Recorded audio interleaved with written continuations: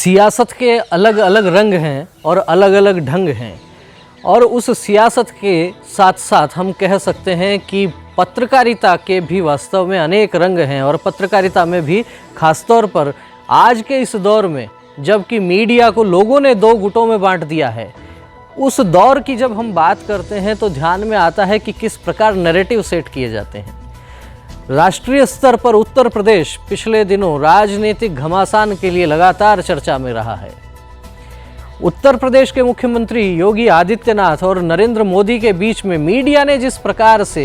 विवाद की खबरें प्लांट की हैं, जिस प्रकार से नैरेटिव सेट करने का काम किया है, वह नैरेटिव कुछ अलग स्वरूप लेता जा रहा है। नमस्कार, मैं हूं विवेकानंद शर्मा और आप देख रहे हैं द विवेक व्यूज। और इस वीडियो में हम चर्चा करेंगे उत्तर प्रदेश से लेके पंजाब और राजस्थान में जो सियासी घमासान मचा हुआ है, आखिर उसके क्या कारण हैं और ये आग की लपटें कहां तक पहुंच सकती हैं। आपने यदि द विवेक व्यूज को अभी तक सब्सक्राइब नहीं किया है तो सबसे पहले हमारे चैनल को सब्सक्राइब कीजिए, बेल आइकन दबाइए, जिससे निर्बाध रूप से आप तक हमारे वीडियो पहुंचते रहें। तो मैं बात कर रहा था आपके साथ में उत्तर प्रदेश की राजनीति में पिछले दिनों जिस प्रकार से अरविंद शर्मा का नाम इस प्रकार से आगे लाया गया और अरविंद शर्मा के बहाने जिस प्रकार से योगी आदित्यनाथ की कुर्सी को डांवाडोल करने की खबरें लगातार मीडिया में चलती रही, लगातार ये बातें कही जाती रही कि प्रधानमंत्री नरेंद्र मोदी कहिए या अमित शाह कहिए, इनके साथ में उत्तर प्रदेश के मुख्यमंत्री की कुछ अनबन चल रही है। इस प्रकार की खबरें अनेक मीडिया चैनल्स पर, अनेक समाचार पत्रों के माध्यम से हम सब ने देखी सुनी होंगी। इन खबरों में कितनी सच्चाई है ये अलग विषय है, लेकिन अब विषय दूसरा हो गया है, विषय बदल गया है। योगी आदित्यनाथ की अपनी एक कार्यशैली रही होगी और उस कार्यशैली के चलते लोगों ने ये भी देखा होगा कि योगी वहाँ मजबूत हो रहे हैं, और उस मजबूती के पीछे कारण है अपराध पर जिस प्रकार से उन्होंने लगाम कसी है। जितने एनकाउंटर पिछले 4 वर्षों में वहाँ हुए हैं अपराधियों को लेकर, जिस प्रकार की खबरें हम देखते सुनते आए हैं, वो कह लीजिए, या फिर सनातन परंपराओं को आगे बढ़ाने के लिए एक भगवा वेशधारी संत जब मुख्यमंत्री की कुर्सी पर बैठ के तमाम तरह के निर्णय करता है तो देश में हो सकता है कुछ लोगों को ये षड्यंत्र भी रचना पड़े कि इनके खिलाफ किस प्रकार से अलग अलग प्रकार के नैरेटिव सेट किए जा सकते हैं। हो सकता है ऐसा हो, या हो सकता है कि विचार कुछ अलग रहा हो, लेकिन बहरहाल अभी हम चर्चा करेंगे जितिन प्रसाद की। जी हाँ, जितिन प्रसाद एक ऐसा ब्राह्मण चेहरा उत्तर प्रदेश की राजनीति में जो कांग्रेस का एक प्रकार से पोस्टर बॉय हुआ करता था। वो पोस्टर बॉय कांग्रेस का खेमा छोड़कर अब भारतीय जनता पार्टी में शामिल हो चुका है। हालांकि उत्तर प्रदेश में कांग्रेस पार्टी की स्थिति बहुत ही खराब है, और उस खराब स्थिति में से भी यदि जितिन प्रसाद जैसा एक चेहरा, ब्राह्मण चेहरा, युवा चेहरा, राहुल गांधी का करीबी व्यक्ति निकलकर भारतीय जनता पार्टी में आकर ये कहता है कि उसका दम घुटने लगा था कांग्रेस में, तो कांग्रेस को उत्तर प्रदेश के लिहाज से एक बहुत बड़ा झटका है। साथ ही इस बात को हमें इस तरीके से भी समझना पड़ेगा कि पिछले वर्ष सोनिया गांधी को जिस प्रकार से कांग्रेस पार्टी के 23 बड़े नेताओं ने पत्र लिखकर अपनी मंशा जाहिर की थी कि किस प्रकार के व्यक्ति का राष्ट्रीय अध्यक्ष के रूप में चयन होना चाहिए, कौन व्यक्ति ऐसा हो सकता है जो इतनी पुरानी पार्टी का नेतृत्व कर सके। एक तरह से राजनीतिक हलकों में इसे बगावत भी कहा गया था, लेकिन वो बगावत करने वाले 23 नेताओं में से जितिन प्रसाद का निकलकर यूं सीधे सीधे भारतीय जनता पार्टी में आ जाना कांग्रेस के लिए आत्ममंथन का समय बताता है। आग केवल कांग्रेस पार्टी में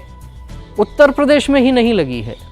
उत्तर प्रदेश के साथ साथ हम जानते हैं कि पंजाब में भी जो स्थितियां बनी हुई हैं, कैप्टन अमरिंदर सिंह के खिलाफ जिस प्रकार से नवजोत सिंह सिद्धू ने मोर्चा खोल रखा था, तो बात यह भी हो सकती है कि उत्तर प्रदेश से चल के पंजाब और पंजाब से चलकर जिस प्रकार से स्थितियां राजस्थान में भी लगातार बदलती जा रही हैं, उन पर भी हमें ध्यान देने की आवश्यकता है। एक दौर में जब हम देखते थे राहुल गांधी को, तो राहुल गांधी के इर्द गिर्द जिस प्रकार से कांग्रेस की एक नई लीडरशिप, एक युवा नेताओं का जमघट सा जिस प्रकार से नजर आता था, वो धीरे धीरे कम होने लगा है। मध्य प्रदेश में जिस प्रकार से ज्योतिरादित्य सिंधिया भारतीय जनता पार्टी में आए और उसके कुछ समय बाद में राजस्थान में सचिन पायलट ने जिस प्रकार से अशोक गहलोत के खिलाफ मोर्चा खोला, अनुभवी अशोक गहलोत ने पिछले वर्ष तो जिस प्रकार से उनके समक्ष जो बगावत हुई थी उसको अपने अनुभव से चित्त कर दिया, लेकिन जो विद्रोह की, जो आक्रोश की चिंगारी सचिन पायलट और उनके समर्थकों में सुलग रही थी, वो कहीं ना कहीं उस पर थोड़ी बहुत राख जरूर पड़ी होगी, लेकिन वो चिंगारी अभी बुझी नहीं थी। जितिन प्रसाद का उत्तर प्रदेश में भारतीय जनता पार्टी का दामन थाम लेना और दूसरी तरफ सचिन पायलट के खेमे की ओर से पिछले 15 दिन में जिस प्रकार की बयानबाजी हो रही है, उसके भी निहितार्थ समझने आवश्यक है। सचिन पायलट खेमे के अनेक नेताओं की बात कीजिए, विधायकों की बात कीजिए, उनके जिस प्रकार से बयान आ रहे हैं, और अब तो स्पष्ट रूप से सचिन पायलट ने खुद ने ये कह दिया है कि उनके कार्यकर्ताओं के साथ में न्याय नहीं हो रहा। सचिन पायलट को आप याद कीजिए, वह दौर जब राजस्थान में भारतीय जनता पार्टी की सरकार थी, वसुंधरा राजे मुख्यमंत्री थी। उस दौर में एक प्रकार से हम कह सकते हैं मरी हुई कांग्रेस में जान फूंकने का काम सचिन पायलट ने किया, और उनके समर्थक भी ये बात गहरे से समझते हैं कि राजस्थान की राजनीति में जो सत्ता परिवर्तन हुआ, उसके सूत्रधार के रूप में उसमें एक बहुत बड़ी भूमिका सचिन पायलट की भी रही है। लेकिन जब राजस्थान में कांग्रेस पार्टी को बहुमत मिला और अशोक गहलोत मुख्यमंत्री बनाए गए, तभी से सचिन पायलट खेमे में एक प्रकार का असंतोष पनप रहा था। उस असंतोष को पिछले वर्ष हवा दी गई और काफ़ी दिनों तक राजस्थान में सियासी ड्रामा चला, लेकिन एक वर्ष बाद भी कोई विशेष परिणाम नहीं आने पर, सचिन पायलट समर्थकों को कोई राजनीतिक नियुक्तियां नहीं मिलने पर लगता है कि वह असंतोष पुनः स्वर लेने लगा है। राजेश पायलट की पुण्यतिथि है, और आज तक जिस प्रकार की बयानबाजी राजस्थान में सचिन पायलट खेमे के नेताओं के द्वारा हो रही है, उससे कुछ संकेत मिलने लगे हैं, क्या कुछ बड़ा होने वाला है। हालांकि सचिन पायलट ने यह साफ कर दिया है कि राजेश पायलट की पुण्यतिथि पर वे कोई बड़ा कार्यक्रम, बड़ा आयोजन नहीं कर रहे हैं। कोरोना का समय है, सरकार की गाइडलाइन की पालना करते हुए जिस प्रकार की बातें कही जा रही हैं, ये एक अलग विषय हो सकता है, लेकिन फिर भी सचिन पायलट से लगातार कांग्रेस पार्टी के अनेक विधायक मिल रहे हैं। भरतपुर के विश्वेंद्र सिंह के भी अलग प्रकार के बयान आ रहे हैं। अनेक नेता, वेद प्रकाश सोलंकी की बात कर लीजिए, और तमाम जो पायलट कैंप के जो नेता हैं, उनकी ओर से भी जिस प्रकार से बयान आ रहे हैं, उनकी जो बॉडी लैंग्वेज है, वह भारतीय जनता पार्टी को उत्साहित कर रही है। तो क्या राजस्थान में भी कुछ नया होने वाला है? ये तो वक्त बताएगा, लेकिन इस बात को इस प्रकार से समझ सकते हैं कि राहुल गांधी को जिस प्रकार से कांग्रेस पार्टी ने एक युवा नेता के रूप में प्रोजेक्ट किया, और उन राहुल गांधी के अलग अलग राज्यों में जो सिपह सालार कहे जाते थे, मध्य प्रदेश में ज्योतिरादित्य सिंधिया छिटक गए, उत्तर प्रदेश में जितिन प्रसाद छिटक गए, राजस्थान में सचिन पायलट लगातार विरोध और असंतोष की चिंगारी सुलगाए बैठे हैं। क्या कुछ नया होने वाला है? क्या राजस्थान की राजनीति में पुनः एक बार थर्ड फ्रंट देखने को मिल सकता है?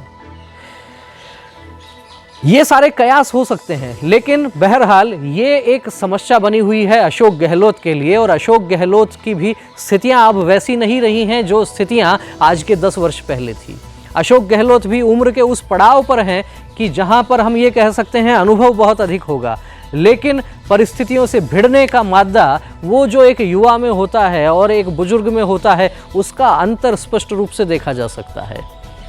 तो देखते हैं राजस्थान की राजनीति में भी जिस प्रकार से ये उबाल आया है, और इसके तार जिस प्रकार से मध्य प्रदेश और उत्तर प्रदेश की राजनीति के साथ भी जोड़कर देखे जा रहे हैं, क्या कांग्रेस के लिए आने वाला समय भारी है? क्या कांग्रेस पर शनि और मंगल की छाया है?